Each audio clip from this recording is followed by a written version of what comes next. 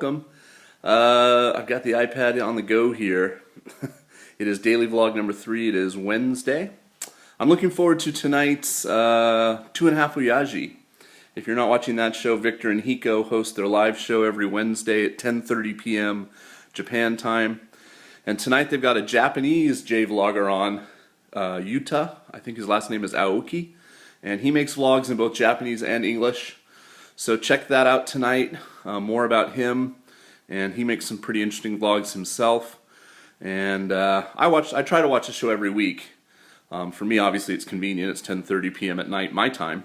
I know for some of you that's during when you're working or whatever, but they record it and post it. Obviously, I think it's on Give Me a Break Man's channel tonight. Okay, I just wanted to show you my new Mac. Look at that! There it is. I can't really do this well. I don't know why. The turbo there. Why is this so like? And the big screen, 27-inch.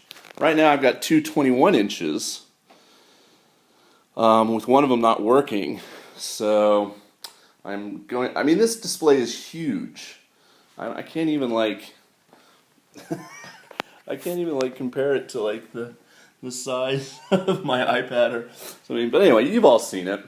And this is the Mac Pro, this kind of thing, which is what they bought me. So that's kind of my job this week at work. I'm going to go over here and sit. Is to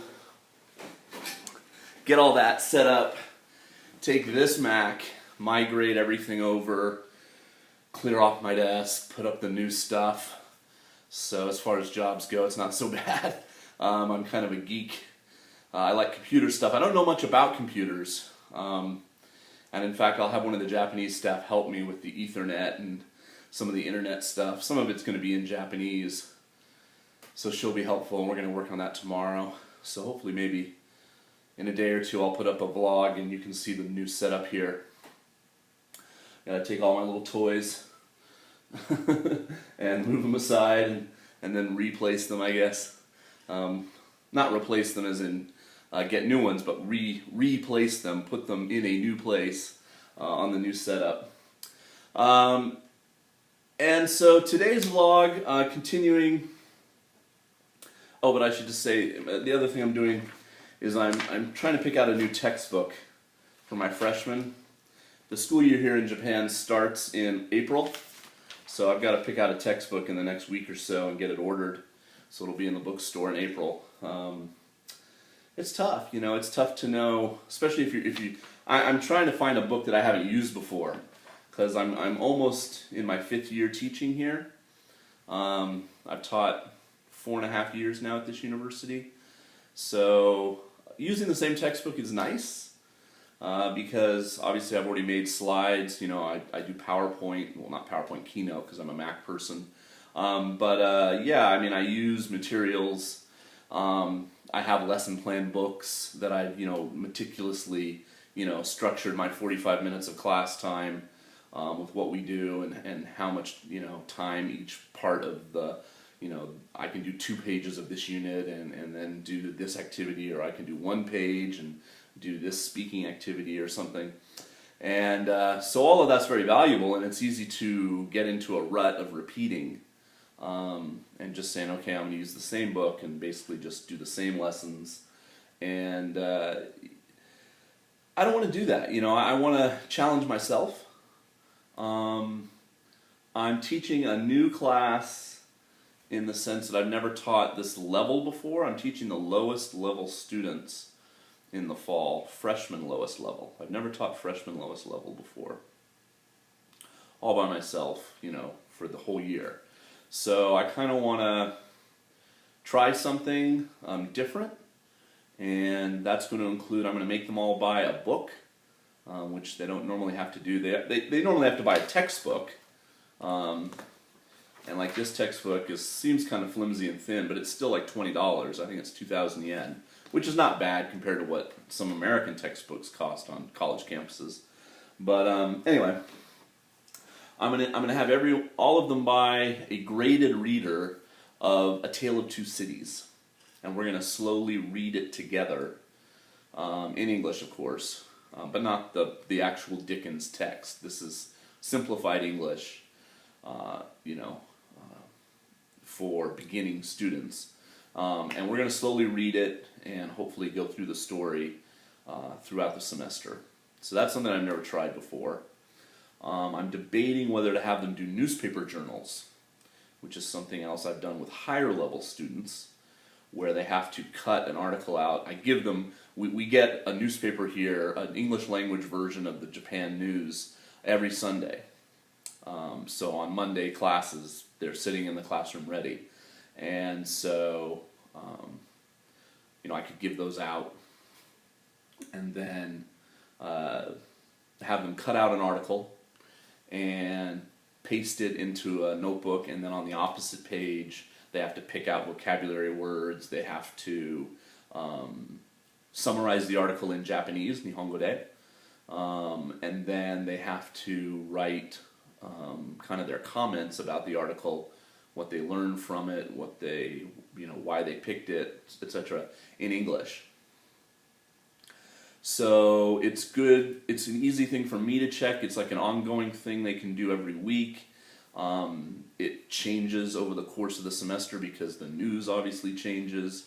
I can say, okay, this week, hey, let's everybody pick a sports article, everybody let's pick a entertainment article, let's everybody pick, you know, a hard news story.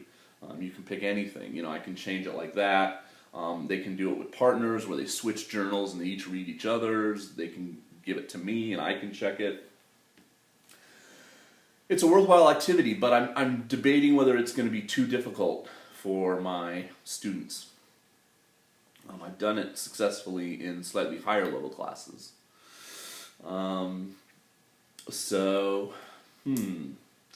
Yeah. You know, it's interesting when you're in charge. Unlike being an ALT, when you're in charge of your own classes, you know, all this falls on you. So, you know, right now I'm looking at this book, and here's a list of some of the topics: family, friends, customs, education, shops, work, food. And this book is primarily listening and speaking. So there's not a lot of reading, which is why if I went with this book, I would supplement it with Tale of Two Cities. They also have what we do here at this university. We do something called ER, extensive reading. So my class is 45 minutes, and then they have a 5-minute break, and then they go to a different classroom and sit for 45 minutes and are just supposed to read English.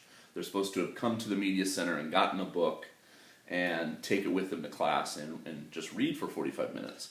And they have to do that twice a week. So that's 90 minutes of time dedicated to them, hopefully just reading English. Now, of course, there's kids who sleep, you know, they read manga, you know, it's manga in English, but still, you know, we don't police it very strictly because we're not in the classrooms. We actually hire like graduate students and like fourth-year students to sit and kind of proctor those classes, just, you know, to take roll basically and make sure who's there.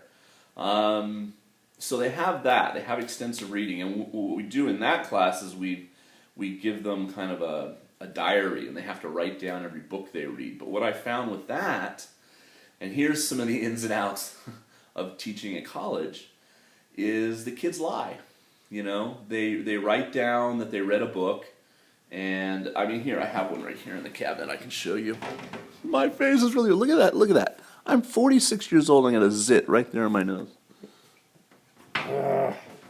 So frustrating. Okay, so here's one, and you can see they put their name, and then there's dots, right? And it goes from easy up to, and we actually put these dots on the books that are out there, and some of you have seen in my other videos.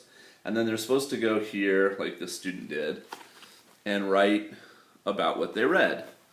And they're supposed to write the title, you know, what color dot it is, a little summary, maybe 40 words of what the book was about, and then how many words. There's a word count in the back of the books. You know, it's supplied usually by the publisher. Sometimes we've had to do it ourselves. But this book has 3,000 English words in it. This book has 12,000 English words in it. This book here had 26,000 English words in it because it was a high-level book.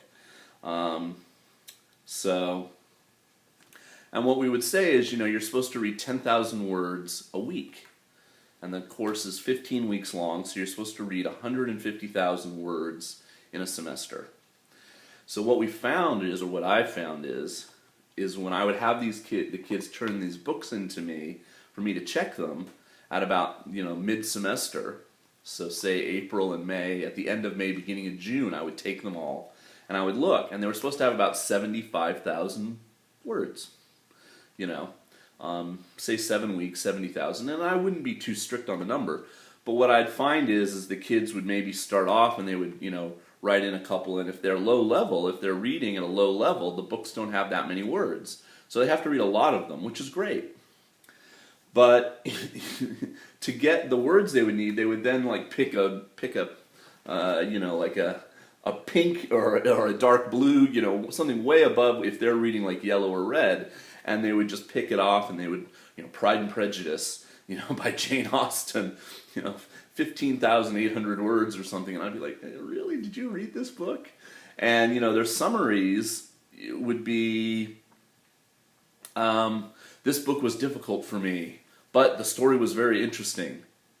You could write that about any book, or they would copy text from the back of the book, and it was obviously not their writing. Here, so this book is called Silver Blaze. This student wrote, "Silver Blaze in adventure makes me delight. It was pleasant." No idea whether they actually read that book or not.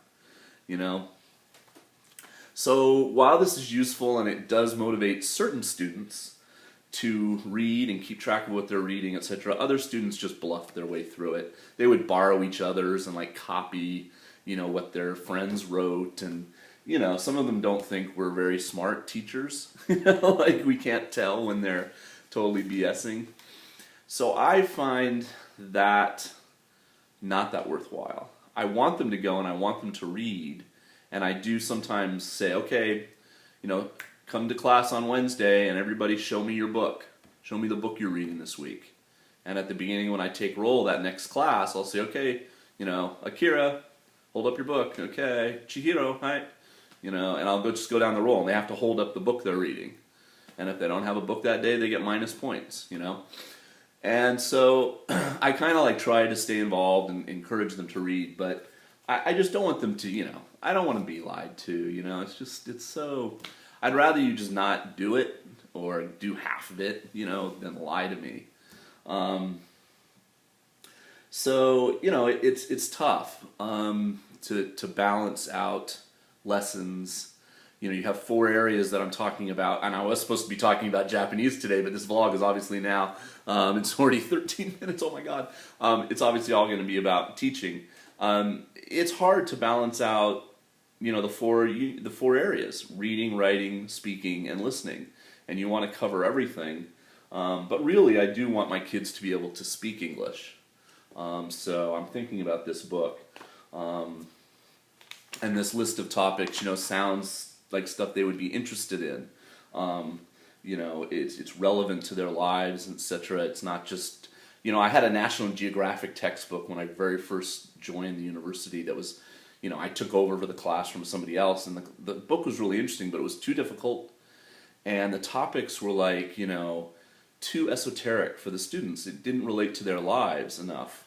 The pictures were amazing, and the videos that came with it, and the CD-ROM and everything. It was a well-made book, but it just wasn't something Japanese students at that level could relate to.